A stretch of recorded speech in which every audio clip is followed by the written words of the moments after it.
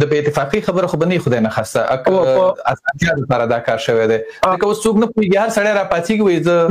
زلزله ځپلو ته فنډ ټولوم دا خبره شته چې هر سړی پاڅېږي او د غږ پورته کوي خو یو بله موضوع هم ده چې همدغه هر څوک چې پورته کېږي بیا بېلته ټولنه هم ګوري چې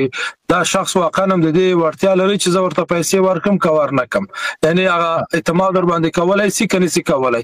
اوس ډېر زیات آنلاین پاڼې جوړې شوي دي نه یوازې د افغانانو لخوا بلکې د عربانو لخوا د ترکانو لخوا د پاکستانیانو لخوا د هندیانو لخوا پیسې ټولېږي مسجدونو ته خلک ورځي پیسې ټولوي ولې هغه بااعتباره مراجع چې په امریکا کې دي د افغانانو او خلک ورباندې اعتماد کولی شي هغوی ډېرې پیسې ټولې کړي دي او همدا لیږي په کالیفورنیا کې افغانان شته دي او مختلف دستې شته دي کې شک نشته چې افغانان که موږ په اتفاق وای نو زموږ هېواد ولې دغسې وای موږ کې اتفاق او اتحاد نشته بدبختانه ولې هر یو هڅه کوي دا په اتفاقي او یو ډول سالم رقابت رامنځته کړی هر یو هڅه کوي چې ډېرې پیسې ټولې کړي وطن ته ولېږي دغه اړخ یې بیا لږ ښه دی هر څومره چې موږ ډېر پیسې ټولولی سو او وطن ته لېږلی سو دا به ډېر ښه وي